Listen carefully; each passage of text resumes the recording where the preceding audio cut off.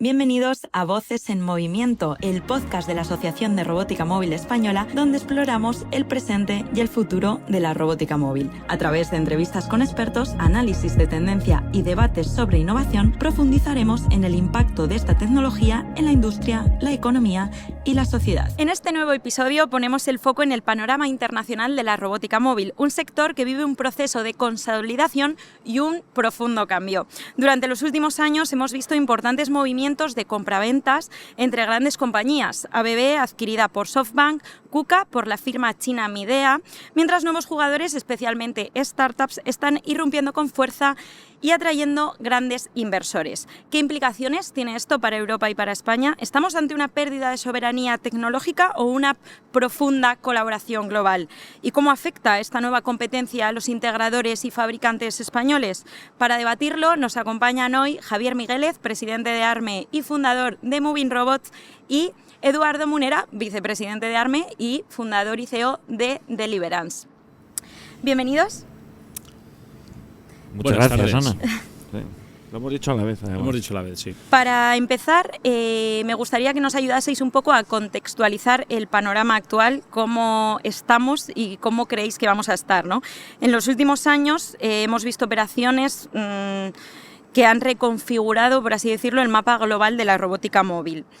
Como he comentado, ABB fue adquirido hace unos meses por SoftBank, KUKA pasó a manos de un fabricante chino de electrodomésticos y Fanuc y Yaskawa, ambas japonesas, mantienen una fuerte posición actualmente en Asia. En Europa sobreviven grandes grupos todavía, ¿no?, como Kion o compañías independientes como Jungheinrich. ¿Cómo interpretáis estos movimientos? ¿Estamos ante una fase natural de madurez del sector, ante una pérdida progresiva de esa independencia tecnológica europea? No sé qué opináis cada uno.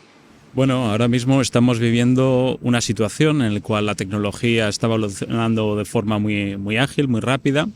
Estamos viendo que hay nuevas oportunidades y en esta transición entran nuevos jugadores, se consolidan jugadores antiguos y pues hay un cambio de cartas, ¿no?, entre las empresas existentes, las necesidades del mercado. Hemos visto que la irrupción de la inteligencia artificial ahora mismo tiene más potencia que nunca en su unión con la parte física, y el robot es en este caso el elemento, digamos, por excelencia, que combina un software inteligente con una mecánica inteligente. En este nuevo panorama aparecen las startups, que traen ideas frescas, ideas que vienen a cambiar ciertos paradigmas que estaban establecidos en la industria, y todo ello unido a un momento de crisis en el cual la inversión, una inversión eficiente, es más importante que nunca. Yo creo que son las dos cosas. Yo creo que hay una consolidación del mercado y creo que hay una pérdida de soberanía. Esto tanto desde un punto de vista español como desde un punto de vista europeo. Y doy ejemplos para que se vea, ¿no?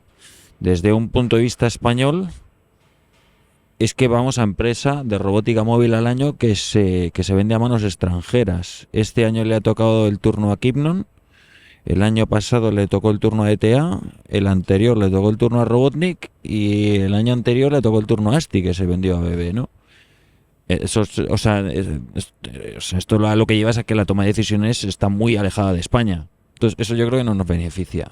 Ese es para mí eso está claro, y en España más todavía si cabe que en Europa, ¿no? En Europa sobreviven bastantes bastantes grupos que son europeos. Comentabas antes Jungheinrich. Jungheinrich, yo creo que en el mundo de todo lo que tiene que ver con carretillas, es junto con Pramac, precisamente que hoy estamos en Pramac. Por cierto, muchas gracias a Pramac por dejarnos grabar el podcast aquí. Son los dos grupos fuertes de carretillas que están sobreviviendo, siendo de propiedad europea. Es que el resto ya no lo son. Por lo tanto, entiendo que estáis de acuerdo de que este fenómeno refleja la tendencia global, ¿no?, de concentración de capital y de tecnología fuera de Europa. Sí, yo creo que eso es obvio. Otra cosa es desde un punto de vista de startups, que podríamos hablar, pero yo creo que tú conoces más el mundo chino de lo que lo conozco yo, por supuesto, pero Pero es verdad que en España y en Europa todavía hay startups muy potentes y con muy buenas ideas. La cuestión es que al final acaban siempre siendo absorbidas por esas, iba a decir grandes multinacionales. Igual no son grandes multinacionales, pero son grandes corporaciones, pues como puede ser, pues mira, SoftBank. ¿Podríamos sacar el lado positivo y verlo en parte como una oportunidad de inversión o de acceso a nuevos mercados, o solo nos quedamos con lo negativo? Yo creo que sí, es una oportunidad, pero como todas las oportunidades hay que saber aprovecharla y hay que aprovecharla en el momento adecuado. A día de hoy, tanto Europa como España no están posicionados para coger esta oportunidad de la forma que se debería. ¿Qué necesitamos para ello? Primero, inversión de grandes fondos, de grandes empresas que quieran mantener la soberanía, como decía Javier, que no permitan que las empresas que tenemos, que aportan un valor diferencial, que tienen tecnología propia, que están a pie de planta, que al final son las que saben cuáles son los problemas y cuáles son las tecnologías que impactan en la industria, necesitan tener ese apoyo para que en estas fases de transición en las cuales estamos viviendo, pues que hay algunas industrias como la automóvil, que a lo mejor no está en su mejor momento, apoyen a estas empresas para que se consoliden como capital europeo y a partir de ahí empiecen a desarrollar tecnología nueva y hagan frente a la competencia que nos llegan desde Estados Unidos y desde Asia.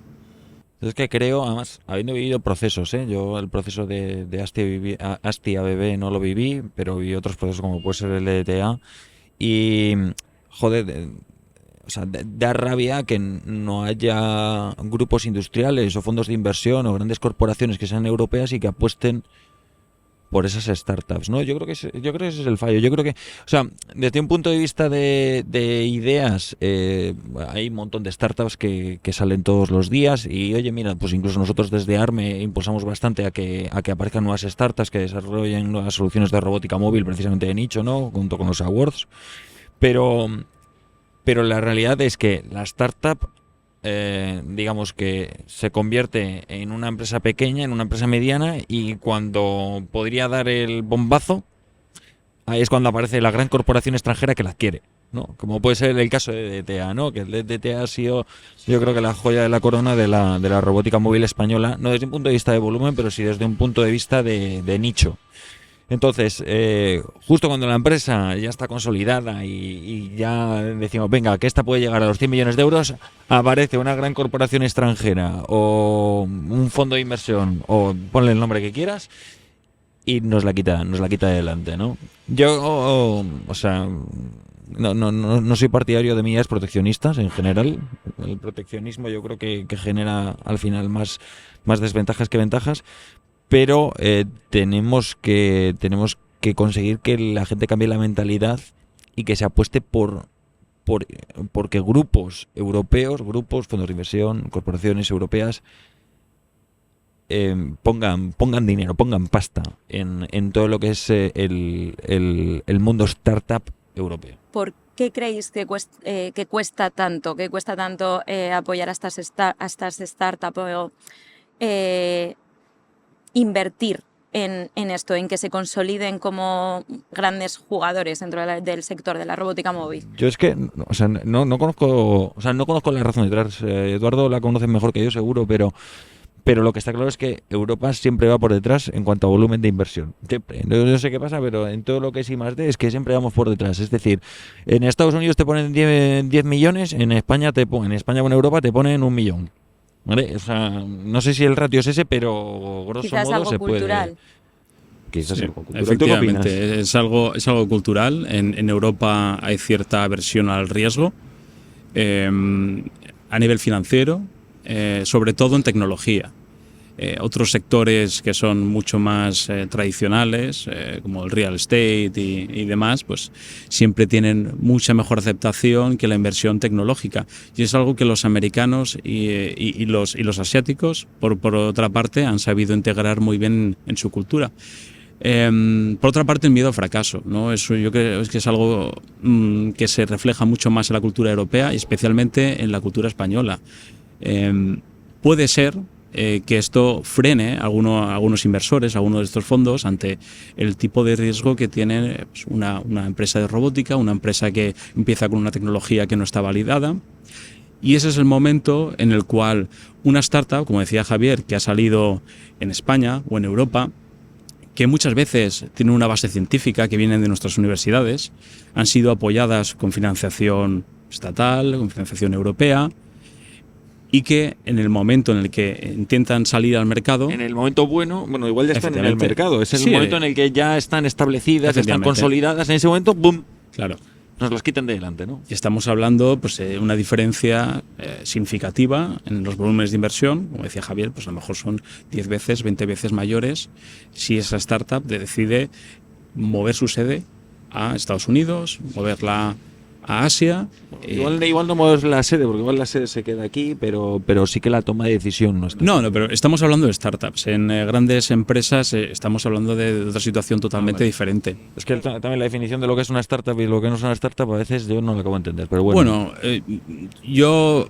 La definición de una startup de una empresa establecida se evalúa por el EBITDA que tiene la empresa. Una startup, por definición, suelen tener EBITDAs negativos, algunos de ellos muy negativos. Estamos hablando de ciertas empresas que tienen millones de dólares de pérdidas todos los años y aún así siguen desarrollando productos. Vale, pero bueno, es el caso de algunos de los ejemplos que hemos mencionado antes, pero no de otros. O sea, por ejemplo, en el caso de DTA no era una empresa con EBITDA positivo. Bueno, yo DTA no lo habría considerado una startup. Vale. Bueno, de cualquier manera, estas 4 empresas que yo he mencionado previamente, Quizás tengamos que recolocar un poco qué tenéis entendido por startup, para que también los que nos ven y nos escuchan... Esa me la sé yo, esa es una definición de manual. Una startup es una empresa en fase transitoria desde el momento de incepción hasta el momento que se consolida en el mercado. Joder, Eduardo, tío. Esa es la definición de startup. En base a esa definición, cualquier empresa con un EBITDA negativo, que se acabe de constituir en, vamos a decir, los últimos 5 años... Es una startup, Es, ¿no?, una startup. Por esa definición, DTA no contaría como startup. No, DTA tiene 52 años, 50 años. ¿Sí? Entonces entiendo que con esto que habéis contado, sobre todo la mayor consecuencia es la pérdida de esa soberanía tecnológica, ¿no?, por parte de Europa, por parte de España. ¿Qué otras consecuencias teméis o se están viendo en los integradores y en los fabricantes españoles, sobre todo, del sector de la robótica móvil? Bueno, es que a mí esa ya me parece lo suficientemente grave. La pérdida de soberanía tecnológica. Sí, pero has vendido tu futuro. Aterrizadas más consecuencias más del día a día de las personas que están actualmente en el sector. Yo creo que al final esto lleva a que la toma de decisión se aleja y en algún momento la fabricación de los robots móviles se aleja también. Y eso a que lleva a un incremento de costes. Ahora hemos hablado un poco de startups, antes lo hemos mencionado, estas grandes operaciones. Quiero que desarrolléis un poquito más y hablemos un poco más de casos concretos. En los últimos años, hemos dicho, en los últimos meses incluso, hemos visto varios movimientos. Eléctrico 80 firmando una alianza con Exotec, uniendo tecnología italiana y francesa, con una solución que encima se parece a otra empresa que es AutoStore. Y una tendencia creciente en este tipo de colaboraciones que combinan hardware, software y sistemas de integración. ¿Estas alianzas responden a una necesidad de competir frente a los gigantes asiáticos o son un síntoma natural de la evolución del sector? En este caso yo creo que hay una diferencia muy grande entre el fabricante de tecnología, el que desarrolla los robots, los AMRs y los integradores. Las integraciones no son similares en todos los tipos de sectores, no son similares en todas las áreas geográficas, muchas veces dependiendo también de los proveedores locales, que son los que de alguna forma determinan la tecnología que se implantan en las fábricas. Entonces, sí que estamos viendo, y también en este caso, cuando la tecnología se aleja, se va a otras geografías como Asia, como Estados Unidos, estamos viendo que hay cierta tecnología con la cual no estamos tan familiarizados que puede dar lugar a problemas a la hora de integración. ¿Qué pasa con eso? Estamos viendo que los integradores que tienen esa tecnología, ese conocimiento de campo, son un atractivo muy grande para empresas que desarrollan tecnología. Lo hemos visto con startups como Neura, que es una empresa alemana que hacía robótica inteligente, robótica humanoide, y que estaba muy alejada del entorno industrial, del entorno de planta, y que recientemente adquirió ECA Robotics. Hoy vemos también el caso de Agile Robots, startup alemana, también invertida por SoftBank, que recientemente ha adquirido una gran integrador alemán como es ThyssenKrupp en este caso. Un integrador y desarrollador. De todas formas, y por apuntar más a la pregunta que ha hecho Ana, con una respuesta, vamos a ver si concreta, ¿no? Yo creo que ese tipo de alianzas, como la que mencionas de Electric 80 con Exotec, que es una alianza, voy a decir, atípica a día de hoy. Es una alianza atípica a día de hoy porque Electric 80 es una empresa muy enfocada en todo lo que tiene que ver con finales de línea en gran consumo, y Exotec es una empresa que está muy enfocada a todo lo que tiene que ver con preparación de pedidos, especialmente en e-commerce, voy a decir, ¿vale? Entonces, ese tipo de combinaciones o ese tipo de alianzas responden a necesidades de mercado. A necesidades de mercado que hace 10 años no existían. Voy a poner un ejemplo muy claro. Pues tú estás en el sector bebidas, que es un sector en el que trabaja mucho Electric 80. El picking en el sector bebidas no deja de crecer. Entonces, la preparación de pedidos, o el picking en sí, la preparación de pedidos, no era algo relevante para el Electric 80 hace 10 años, porque es que prácticamente no se hacía, pero es que a día de hoy sí que lo es. Porque el mercado cambia, el consumidor, las necesidades del consumidor cambian, ¿no? Entonces, ese tipo de alianzas responden a necesidades de mercado. ¿Está España actualmente tomando ejemplo y haciendo ese tipo de alianzas? ¿O todavía nos queda un poco y lo estamos viendo como desde la barrera a ver cómo les va a los otros? Cuando dices España, ¿te refieres a empresas españolas? Sí. Europeas he visto que un poco más, pero... A ver, dentro de ARME hay muchas alianzas de ese tipo. Yo no sé, me pierdo porque claro, no me las sé todas, ¿no? Pero vemos alianzas entre fabricantes, integradores. Fabricantes, integradores, muchas, ¿no? Que de la mano de lo que tú comentabas antes. Al final a casi todos los fabricantes les interesan mucho los integradores. En ARME hay muchos integradores y hay algunos fabricantes. Y entonces pues ahí se colabora mucho, ¿no? O pues por ejemplo con un fabricante como puede ser Pramac, pues los integradores que hay en ARME, pues obviamente tienen muy buena relación con Pramac, ¿no? Entiendo, por tanto, sí, que es el modelo a seguir y que estáis de acuerdo con esta dinámica. Sí, claro. Yo creo que... O sea, es que es absolutamente necesario. O sea, el fabricante necesita integradores y los integradores necesitan fabricantes. Esto es así. Y sí, la respuesta a tu pregunta es sí. ¿Y a los integradores españoles actualmente estas alianzas extranjeras les están abriendo mayores puertas? Sí, claro. Te dan más catálogo de productos y eso para los integradores y para los fabricantes te dan acceso a mercados extranjeros. Y yo creo que tiene una cara buena y una cara mala. La cara mala a día de hoy es que muchos de estos fabricantes cada vez quedan menos a nivel nacional o a nivel europeo. Vemos cada vez más fabricantes extranjeros y a veces el producto extranjero se amolda a las necesidades, que es lo que comentaba anteriormente, sobre todo en el caso de China. Un sector, por ejemplo, como el de la logística, aunque se pueda parecer en forma, no se parecen en volumen. Cuando tú ves un proveedor del estilo a Alibaba o su e-commerce chino Taobao, el volumen de pedidos que tienen, la agilidad que tienen que conseguir, también de una forma alimentado por la competencia tan atroz que hay a nivel interno, en el mercado interno de China, esos volúmenes y esas velocidades en Europa ni las vemos ni las necesitamos.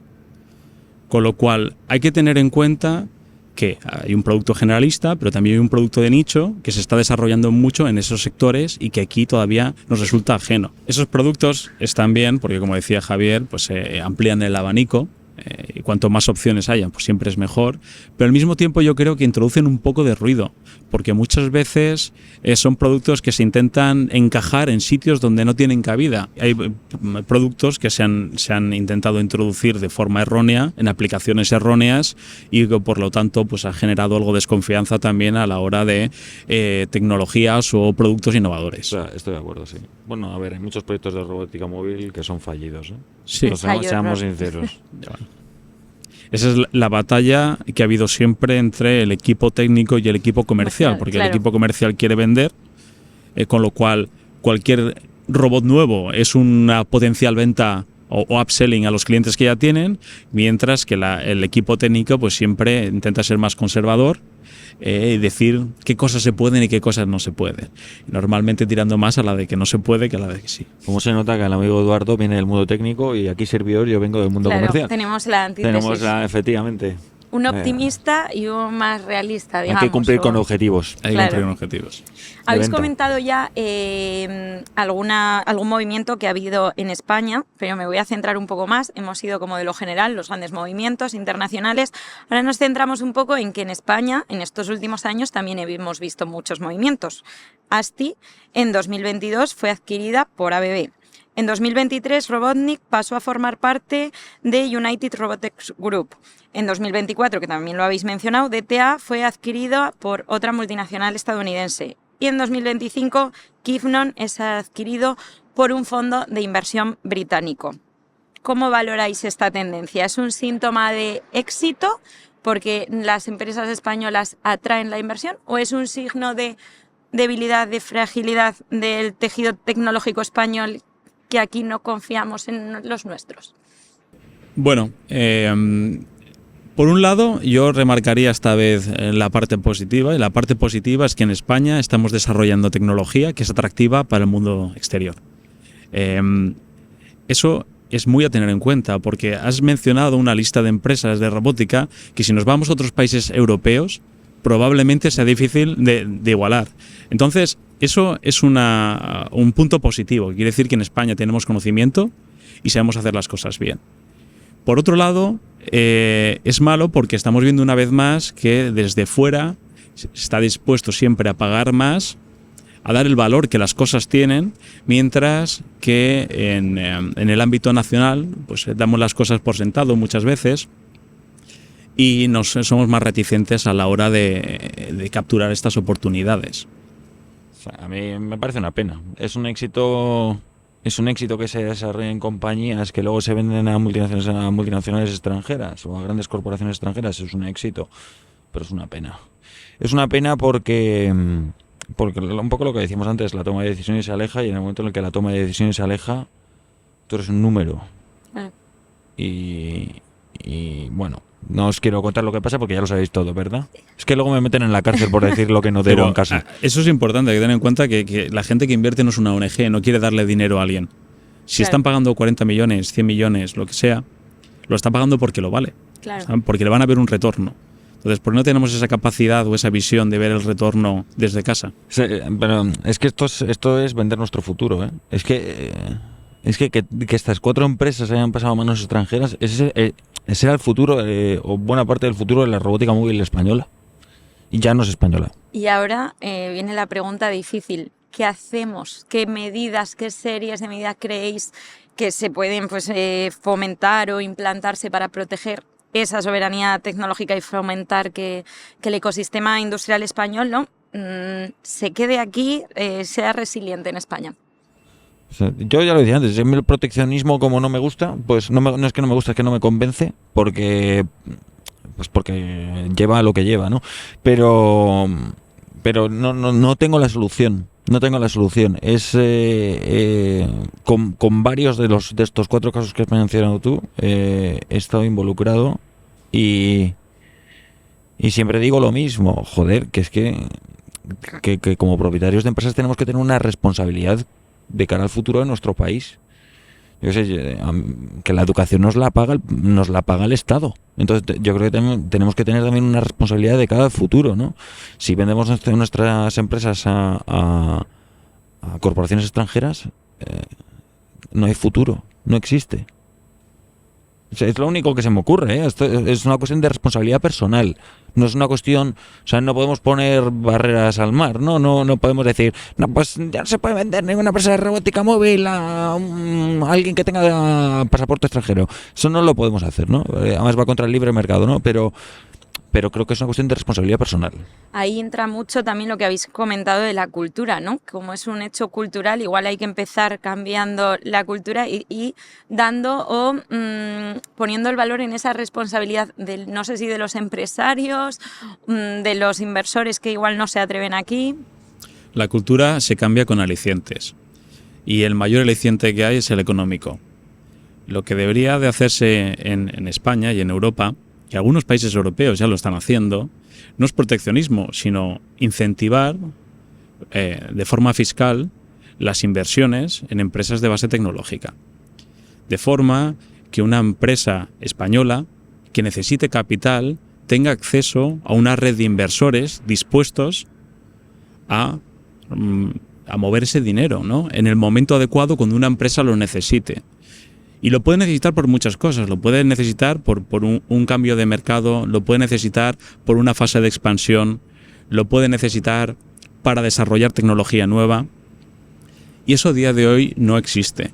A día de hoy se intenta canalizar por el medio de ayudas europeas, ayudas estatales, planes de innovación, que están muy bien, pero que solo es una de las patas de la mesa. Si falta la otra, que es la de la inversión privada, que en Europa es mucho más baja que en otras áreas y en España es prácticamente inexistente. Mientras que no cambiemos eso y generemos esos alicientes al capital privado para invertir en tecnología, entonces la mentalidad y la cultura no cambiará. Y si la cultura no cambia, pues el problema empeorará con el tiempo y acabaremos siendo pues un país que no genera tecnología. Bueno, o que la genera y se la quitan. Es lo Me que ha está recordado, pasando. hace poco leí que motivar no es animar, es dar motivos, ¿no? Precisamente es eso, que se necesita dar motivos para que esos inversores se convenzcan y se atrevan, entiendo, ¿no? Yo puedo añadir una anécdota aquí. Mi empresa en un momento dado recibió algo de financiación, una inversión, un fondo holandés. Una parte pequeña de la empresa, sigue siendo española, pero nos puso como condición de que no invertían en una empresa que tuviera sede social en España, lo cual nos obligó a abrir una filial en Reino Unido, que fue la que captó esta financiación. Eso es una lástima, eso es una pérdida, una oportunidad perdida. ¿Por qué? ¿Por qué un fondo de inversión holandés no invierte en España? Seguramente por seguridad jurídica. Sí, lo tengo que decir yo, esa es mi opinión. Proteccionismo quizás del No, otro no, lado. no, porque mira, te dicen que en Reino Unido sí, pero en España no. Ya. Seguramente sea por una cuestión de seguridad jurídica. Y ojo, eso es política. Claro, La seguridad también hay un factor muy jurídica importante depende de político. la política. Y bueno, no voy a hablar de política aquí, ¿no? Esto tampoco puedo hablar. No, a ver, yo no sé, se puede hablar, el kit de la cuestión es ese, ¿no? Pero se puede hablar mucho sobre este tema, pero la realidad es que no se toman, desde un punto de vista político, no se toman medidas. Y lo tengo que decir aquí, eso es responsabilidad del Ministerio de Industria, principalmente. Nuestra reivindicación desde Nuestra desde reivindicación ARME desde aquí al Ministerio de Industria, no sé con quién habría que hablar. es que se fomente esa inversión, ¿no? Pero sí, lo que tú has dicho, hay que dar motivos. Y hay que dar motivos para que las empresas se queden en España. Y la seguridad jurídica para eso es absolutamente clave. No hay seguridad jurídica, no hay money. Ahora vamos a mirar un poco hacia adelante, no sé con qué perspectiva. ¿Qué escenario os imagináis en los próximos años? ¿Veremos un equilibrio entre esas grandes corporaciones globales o más ecosistemas locales? Lo que hemos dicho, ¿seguirán saliendo startups? ¿Triunfará otro modelo? ¿O estamos yendo hacia la concentración absoluta y definitiva en manos de pocos actores? Yo creo que estamos hablando de peces grandes y luego están los peces pequeños. Los peces medianos se los comen los grandes. No duran nada. Los peces medianos, de hecho, desde un punto de vista de robótica móvil, es que están desapareciendo, ¿eh? Aquí hay o peces grandes o peces pequeños. Y los peces medianos se los comen los grandes. Un pez mediano que puede ser pues una empresa que factura 50, 60, 70... Venga, vamos a poner 100 millones. Es que se la acaba comiendo un pez grande. Si es que sí, pero si es que se comen hasta los peces grandes entre ellos. Porque es que una bebé que factura, estamos hablando de facturaciones de miles de millones, es que se la acaba comiendo un SoftBank. Entonces, imagínate. Yo, medianos, no. Aquí, o grandes o pequeñitos. Y los pequeñitos son las startups que decíamos antes. Eso es lo que yo veo. En ese cambio de grandes, además, se nos ha olvidado mencionar, porque también es bastante reciente, que SoftBank ha vendido todas las acciones a Nvidia. Joder, ahí ya entramos en palabras mayores. Bueno, eso al final Esos no son deja movimientos. de ser algo común. SoftBank es un fondo de inversión y ha invertido y desinvertido en empresas, pues que yo sepa, como por ejemplo Uber, AMD, el fabricante de chips. Yo creo en Revolut también. Forma parte de la dinámica de un fondo de inversión, que es captar oportunidades en momentos en los cuales la valoración está a la baja y venderlas a la alta. Innegablemente Nvidia ahora mismo ha llegado a un punto bastante alto y será difícil que siga manteniéndolo en el largo plazo, con lo cual tiene sentido captar esa liquidez y empezar a dirigirlas a sectores más incipientes, en este caso como la robótica. A ver, la última adquisición esta que ha hecho SoftBank de ThyssenKrupp, de esa división Bueno, de a través de Agile Robotics. vale, sí, la he hecho a través de Agile, pero esto viene a indicar que hay sí que hay una estrategia muy clara de eso, o viene a indicar, viene a reafirmar que sí que hay una estrategia de SoftBank con respecto a la robótica. Es decir, por si alguien tenía dudas. Entonces sí que la hay. Lo que no esto lo hemos comentado varias veces, lo que no tenemos muy claro es si SoftBank realmente tiene una estrategia de robótica móvil o no. Eso no te sé decir. Yo creo que sí. Yo creo o quiero pensar que ahora mismo estamos viviendo un momento Microsoft de la robótica.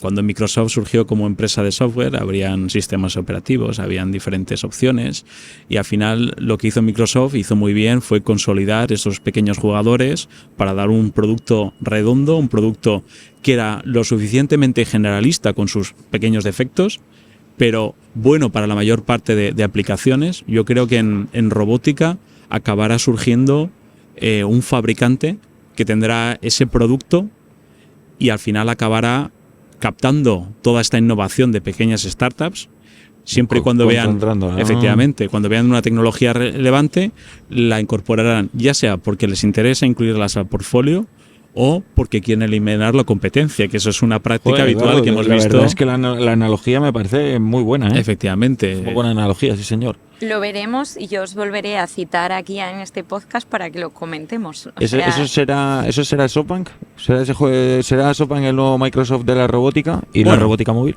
SoftBank, una vez más, es un fondo de inversión, con lo cual no tiene estrategia operativa. Sí que es verdad que están gestionando un ecosistema y es probable que de ese ecosistema al final acabe consolidándose en una figura, digamos, monolítica, ¿no? Como Microsoft en su día, y que al mundo de la robótica le puede beneficiar mucho, porque lo que nos hace falta es un producto, yo creo que sea generalista y que dé sentido al mismo tiempo a los nichos. Porque un nicho solo es lo complicado, claro. Sí, efectivamente, los nichos van a existir siempre y son importantes, pero un nicho tiene sentido si hay un producto generalista, porque si todos los productos son de nicho, se desdibujan un poco las líneas. No sé, veremos a ver qué pasa con SoftBank. Hombre, la adquisición de Valio o de una participación mayoritaria de Valio, creo que es el 90 y muchos por ciento, 92, 93%, eso indica que quizás hay una estrategia de robótica móvil detrás. Pero no sabemos aquí qué va a surgir. Sí, los próximos años van a estar interesantes. Queda mucho por hacer, hay mucho movimiento. Hay mucho futuro de la robótica móvil. Indudablemente. Sí. Aquí desde ARME, al final lo que siempre ponemos es el foco es en toda la parte de nichos, por razones obvias, porque en lo que no son nichos se nos hace muy difícil competir en España con los volúmenes que el vicepresidente ha comentado antes, pero ponemos mucho foco en la parte de integración, de ahí la academia de ARME, y ponemos mucho foco también en los nichos. Y ahí es de donde surgieron los awards, precisamente, que hicimos este año, ¿no? Además de consejos temáticos, con invitados, expertos en cada una de las materias que nos ayuden a visualizar cómo van evolucionando esos nichos, cómo podemos aplicar esta tecnología que está surgiendo de tanto mercado consolidado como un mercado de startup y ver qué podemos hacer desde España para seguir posicionándonos como un referente en la robótica móvil.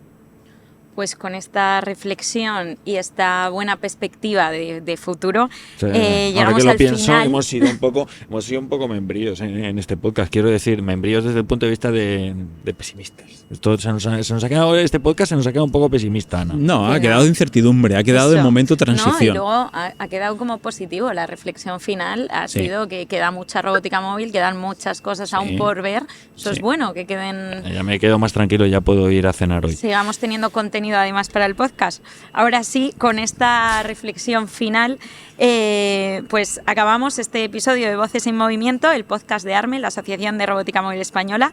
Hemos analizado el complejo entorno global de la robótica móvil, la concentración de esos grandes actores, el auge de las nuevas startups y los desafíos que esto está planteando para España y para Europa, en términos de competitividad y sobre todo de soberanía tecnológica. Muchísimas gracias a Javier Migueles, otra vez presidente de ARME y fundador de Moving Robots, y a Eduardo Munera, vicepresidente de ARME y fundador y CEO de Deliverance, por compartir vuestra experiencia, vuestro conocimiento y vuestras perspectivas, que igual los convertís aquí en gurús después de si todo es acertado. Pero no lo somos. Joder, ya nos ha hecho el lío. Y gracias también a ti por escucharnos. Si te ha gustado este episodio, recuerda suscribirte a nuestras plataformas para enterarte del presente y el futuro y todas las noticias de la robótica móvil. Hasta pronto.